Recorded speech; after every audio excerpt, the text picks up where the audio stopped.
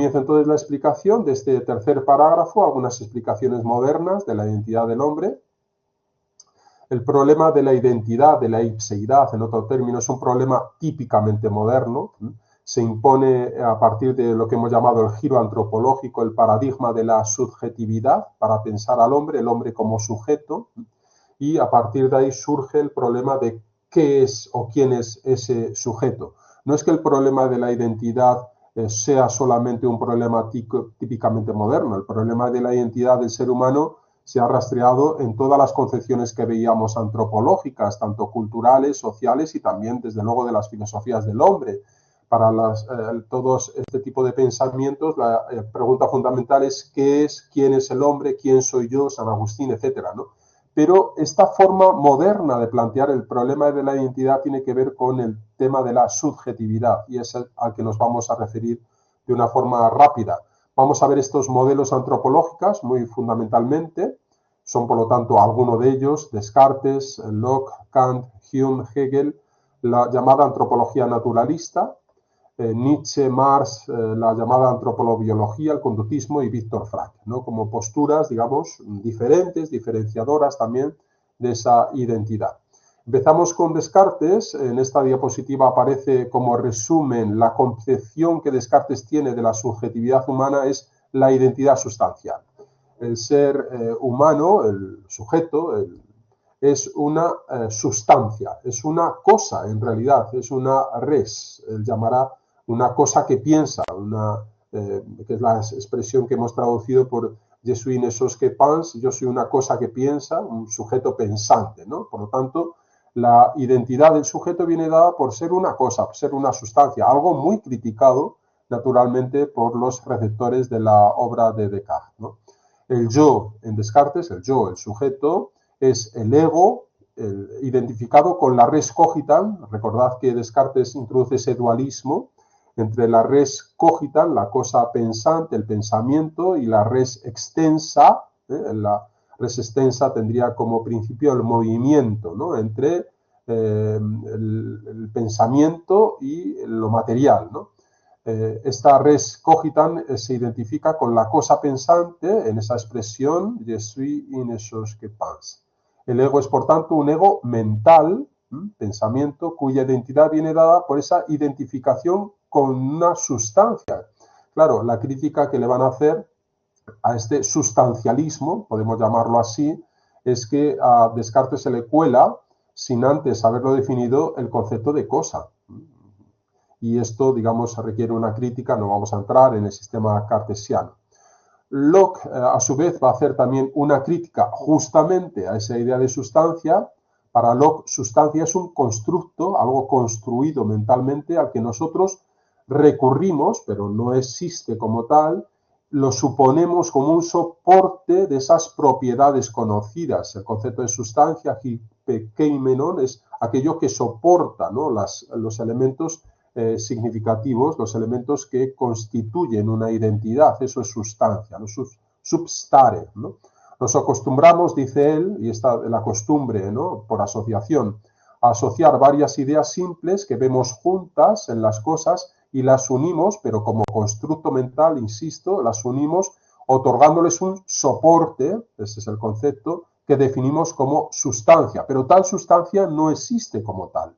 Fundamentalmente una crítica de la idea de sustancia de Descartes, ¿no?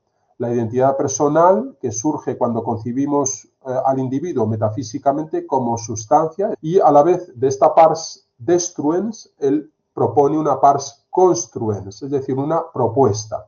La propuesta no solamente consiste en la crítica de la idea de sustancia por lo que acabo de decir de Descartes, sino que propone, ¿no?, una nueva aproximación a la identidad de la persona, del sujeto, mejor dicho, como identidad de la conciencia, y este término es el decisivo. El resumen es que la identidad de la conciencia se basa en la facultad de la memoria. El tener una misma conciencia, repito que esa es la idea de identidad en Locke, en Descartes será sustancia, en Locke va a ser conciencia. El tener una misma conciencia, autoconciencia, es lo que hace que un hombre sea él mismo para él mismo, es decir, sea idéntico. De eso, dice él, solamente depende la identidad personal, de su conciencia, de su autoconciencia. Y lo que tenemos ahora que ver es qué significa conciencia, una expresión bastante complicada, en Locke. Para él, ser uno mismo, la identidad, en definitiva, es tener conciencia. Y esta conciencia es que permanece a pesar de los cambios del individuo, por lo tanto tiene que ver con el tiempo. Se basa en la facultad de la memoria, como vamos a ver inmediatamente.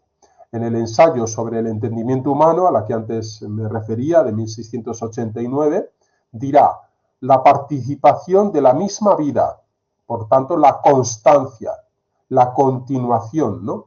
La participación de la misma vida continuada, partículas de materia constante, fijaos bien en la comprensión ya, materialista, en una sucesión vitalmente unidas al mismo cuerpo organizado. Eso sería la identidad. Por lo tanto, una misma cosa pensante en diferentes tiempos y lugares. Y eso es, según Locke, tener conciencia. Tener conciencia es justamente esa posibilidad de permanecer en el tiempo, de esa conciencia, de esa autoconciencia. Repito entonces, Descartes, idea de sustancia como identidad del sujeto. En Locke, la idea es la conciencia que permanece a pesar del tiempo y de la sucesión de la materia, la conciencia en la memoria, en el tiempo.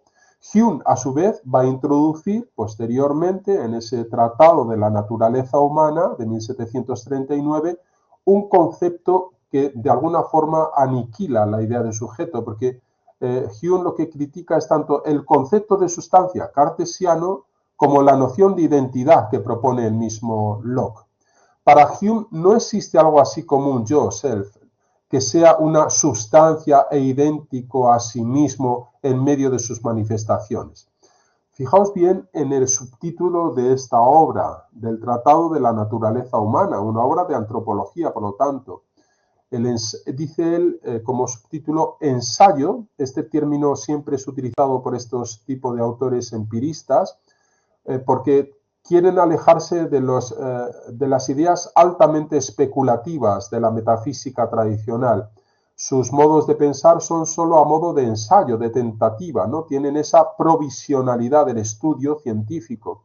¿Es un ensayo para qué? Fijaos, para introducir el método del razonamiento experimental en los asuntos morales. Por lo tanto, ya hay una comprensión incluso del sujeto humano moral, de la moralidad del ser humano, ya no metafísica, sino sometido al razonamiento experimental.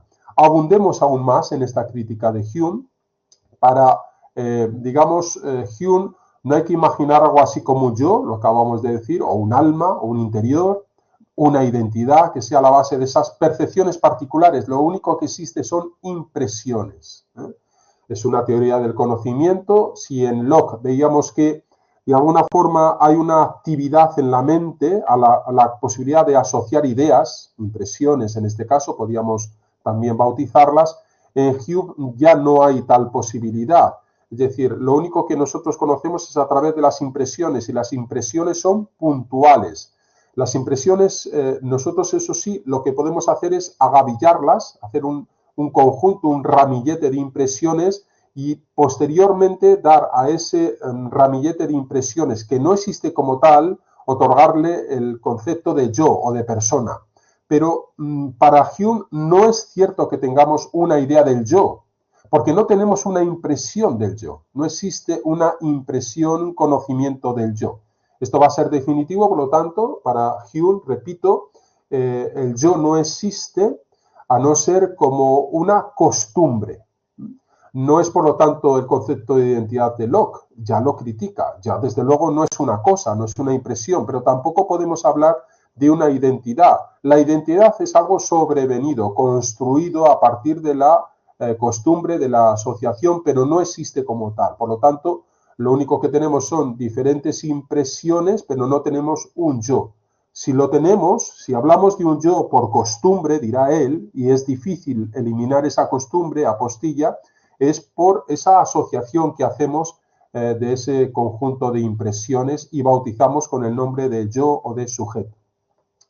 Kant, que parte de Hume, no debemos olvidarlo, Kant dirá que fue despertado del sueño dogmático por Hume, considera, por una parte, igual que este autor, que Hume, que el yo no es objeto nunca de ninguna percepción. Kant es un autor difícil, conviene que simplifiquemos sus propuestas.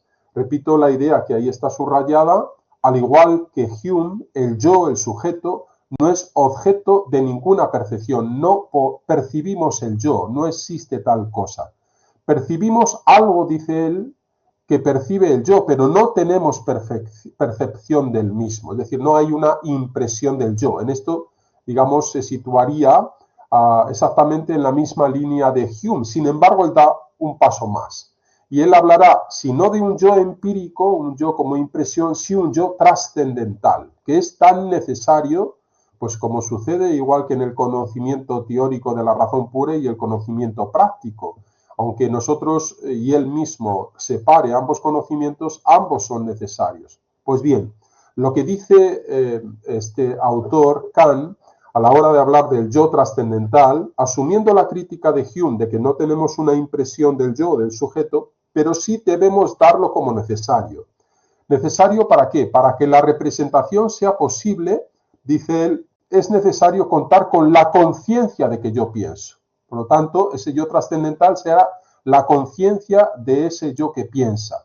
Por eso empieza distinguiendo el autor de Königsberg entre el yo empírico y el yo trascendental, siendo, fijaos bien en la asociación de pensamiento, siendo este, es decir, siendo el yo trascendental, la conciencia del yo pienso, condición de posibilidad, esta es una expresión muy querida por el autor alemán, prusiano, de toda percepción. Por lo tanto, el yo es una condición de posibilidad para el conocimiento.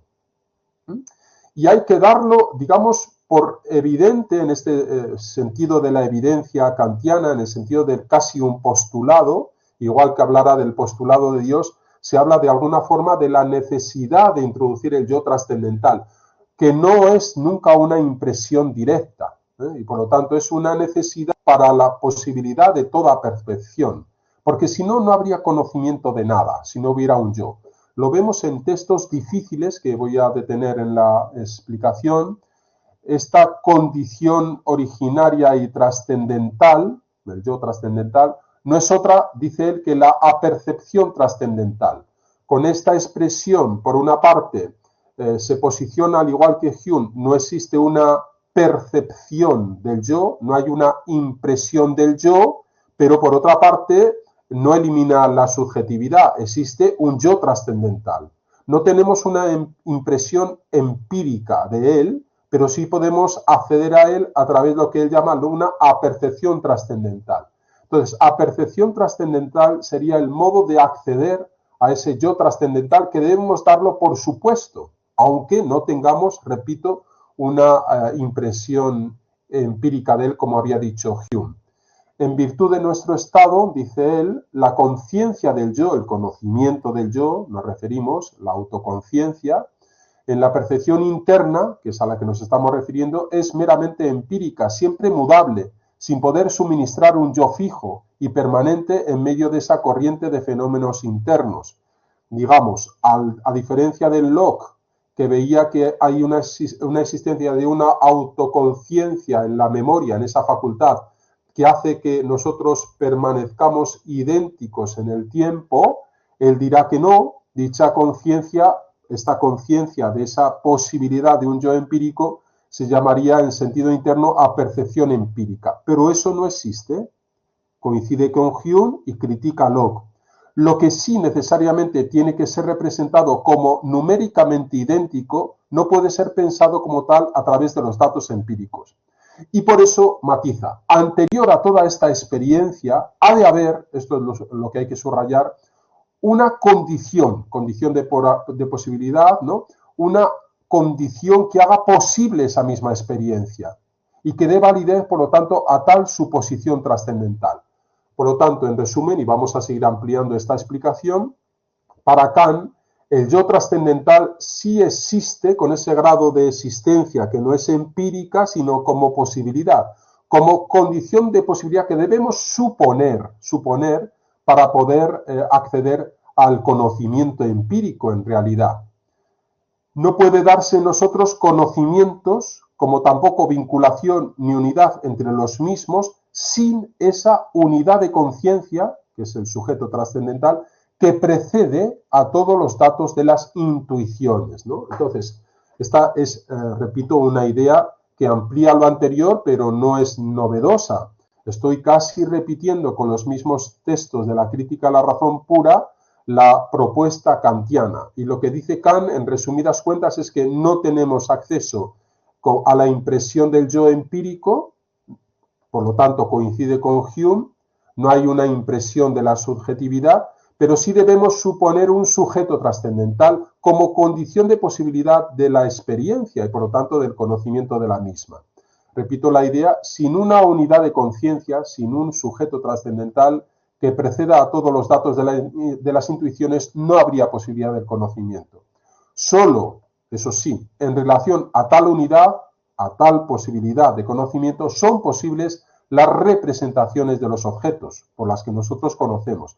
Y esa conciencia pura, originaria e inmutable, la llamaré apercepción trascendental. Por lo tanto, la apercepción trascendental es el modo de acceder a la necesidad del yo trascendental, condición de posibilidad para el conocimiento sensible o empírico. Añado aún más, no podemos, casi como un resumen, a partir del mismo texto de Kant en la crítica a la razón pura, no podemos señalar como fundamento de tal doctrina, de la apercepción trascendental por la que accedemos al yo trascendental, repito, no podemos señalar como fundamento de esa percepción trascendental la representación del yo. Claro, lo había dicho ya Hume, que es simple y por sí misma completamente vacía de contenido. Por lo tanto, cuando hablamos del yo, de un yo que llamamos impresión del yo, el acceso al conocimiento directo, a la intuición del yo, debemos decirlo que eso está vacío de contenido, como había dicho el mismo Hume. No podemos decir que esta representación sea un concepto, sino la mera conciencia que acompaña cualquier concepto. Ese sujeto trascendental, por lo tanto, es algo que nosotros debemos dar como supuesto para poder nosotros acceder al conocimiento. ¿Por qué? Porque el conocimiento parte de la experiencia, ¿no? Y no va más allá de ella. Por medio de este yo, o él o ello, la cosa, que piensa, no se representa más que un sujeto trascendental de los pensamientos, una X, una incógnita, pero que no tiene contenido empírico, que solo es conocido a través de los pensamientos y por medio de ellos como su condición de posibilidad, que constituye sus predicados y del que nunca, insiste, podemos tener el mínimo concepto por separado. Por lo tanto, es casi un constructo, ¿no? un concepto formal vacío, pero que debemos dar por supuesto y del que Kant no duda de la existencia de ese yo trascendental.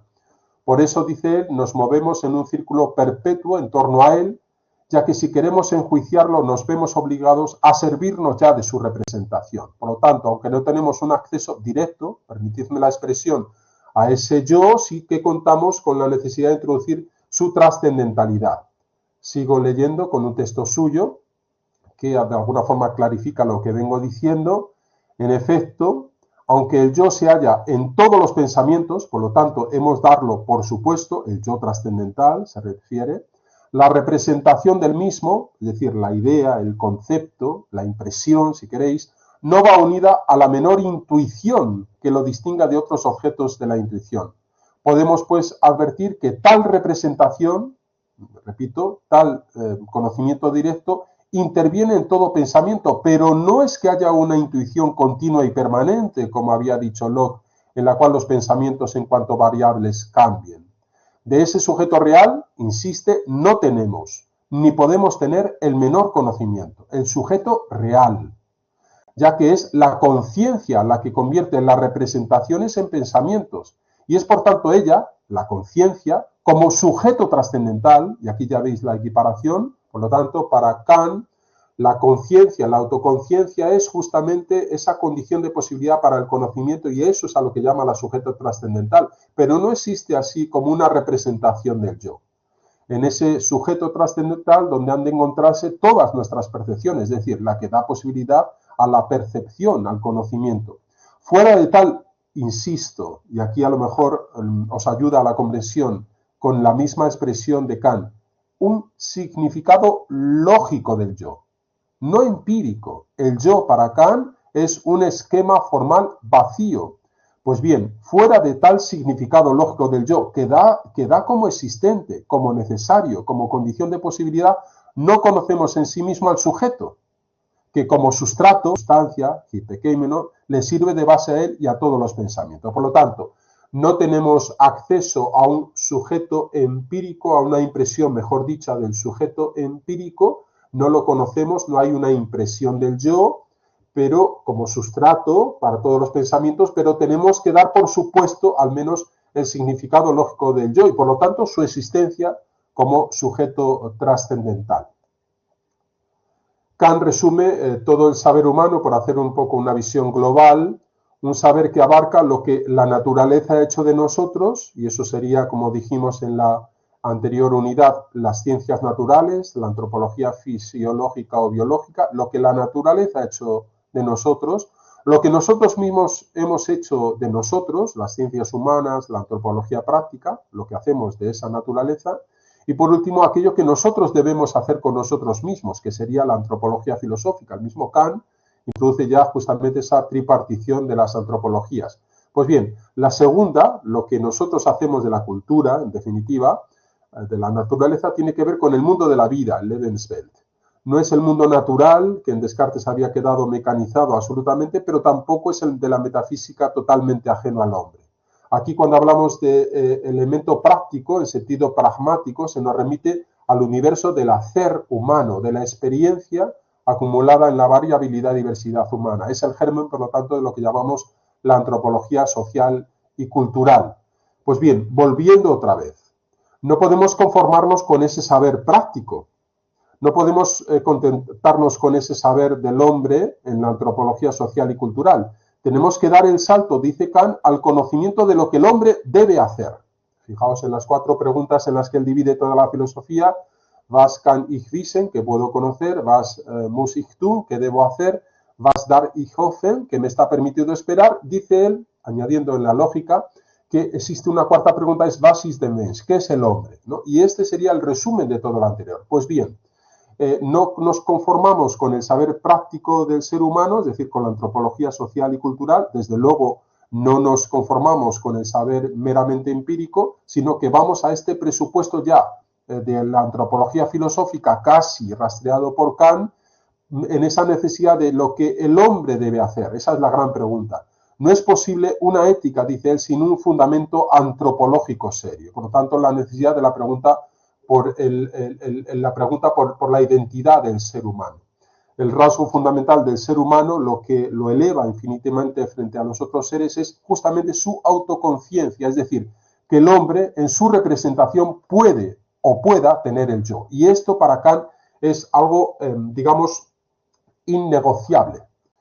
Para Kant, digamos, la necesidad de lo que él llama el factum moral, el hecho moral, es tan evidente como el conocimiento que nos dan los a priori de la sensibilidad, el espacio y el tiempo, el conocimiento teórico de la razón pura. La razón práctica tiene, digamos, un primado también, igual que el primado de la razón pura, y es la necesidad de admitir con certeza, dice él, con certeza, aunque no sea teórica, sino práctica, la existencia del factum moral. Pero es que la existencia del factum moral está, digamos, vinculada a la idea del bien y también al desarrollo moral del hombre y por lo tanto a su dignidad. Y en esto Kant, digamos, es un pensador puramente ilustrado. La dignidad del ser humano deviene justamente de esa naturaleza universal que él llama como sujeto trascendental. La necesidad de que el ser humano en su representación, en su conocimiento, puede tener el yo, que no es una impresión directa. Hegel, y aquí casi voy a terminar la explicación para no abundar más y continuaría yo después, Hegel, si decíamos que Kant es, utilizando la expresión que hace Dilthey, es un subjetivismo, hay 3 tipos de conocimiento, dice Dilthey, el naturalismo y el subjetivismo. Pero el concepto de subjetivismo lo entendemos en Kant, cuando hablamos de Hegel, hablamos de un idealismo objetivista. Repito, Kant sería un idealismo subjetivo, según Dilthey, Hegel es un idealismo objetivo. Aquello que todavía en Kant estaba vinculado al concepto de persona, de su dignidad, Hegel lo va a elevar, justamente en ese concepto del Aufhebung, a la categoría del concepto, ¿no? Con Hegel el sujeto moderno llega a su cima, la historia, así del devenir humano, es la historia del espíritu, lo que él llama el espíritu absoluto, o sea, de una subjetividad que se conoce a sí misma, que se despliega en ese espíritu absoluto. El problema que vamos a ver a partir de Hegel es que se elimina la individualidad que en Kant todavía existía. Hablamos de una identidad personal como sujeto trascendental. En Hegel ya no hay ese sujeto trascendental, a no ser que lo elevemos al sujeto trascendental, digamos, absoluto, del espíritu absoluto, en el que de alguna forma se subsume, ese es el término, se conserva la individualidad, pero se supera que en la objetividad. Ya no hay sujeto, sino que hay objeto, y por eso, digamos, Hegel es el iniciador de eso que llamamos los totalitarismos, porque él mismo lo dice en la fenomenología del espíritu, das Wahre ist das Ganze, lo verdadero es el todo. Y el todo significa que está por encima de la especie, es decir, del individuo, no cuenta, lo que cuenta es la gran humanidad. Y por eso la filosofía de la historia en Hegel se concreta justamente en esas instituciones que llamamos el Estado, la filosofía del derecho, etcétera, ¿no? Con todas las complicaciones que dará en la posteridad. Claro, Hegel, que es la cima de la filosofía, se convierte también en la introducción de la sospecha sobre el propio hombre. Por lo tanto, en Hegel ponemos ya, digamos, un punto de partida para la crítica antropológica que van a desarrollar Feuerbach, Marx, Freud o el mismo Nietzsche.